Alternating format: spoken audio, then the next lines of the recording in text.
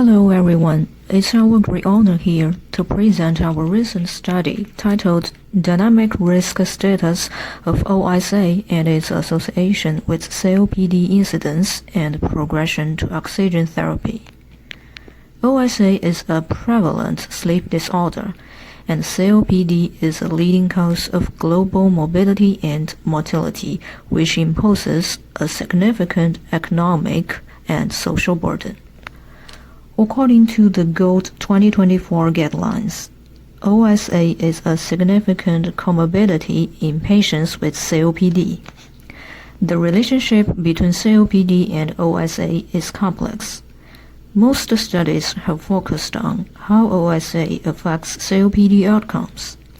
However, research on whether OSA influences the onset of COPD, particularly in the general population, remains limited.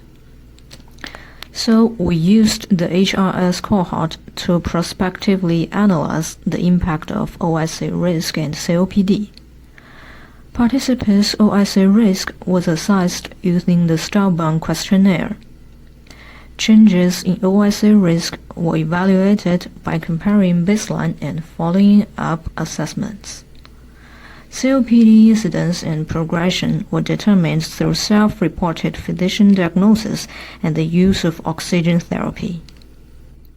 After adjusting for covariates, hazard ratios and 95% confidence intervals were calculated using Cox proportional hazards models. The results showed that participants with high baseline OSA risk had a significantly higher risk of developing COPD compared to those with low risk.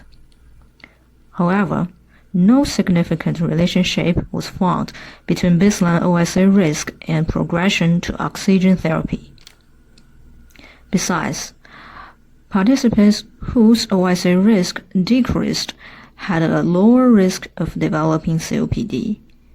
But changes in OSA risk were not significantly associated with COPD progression to oxygen therapy.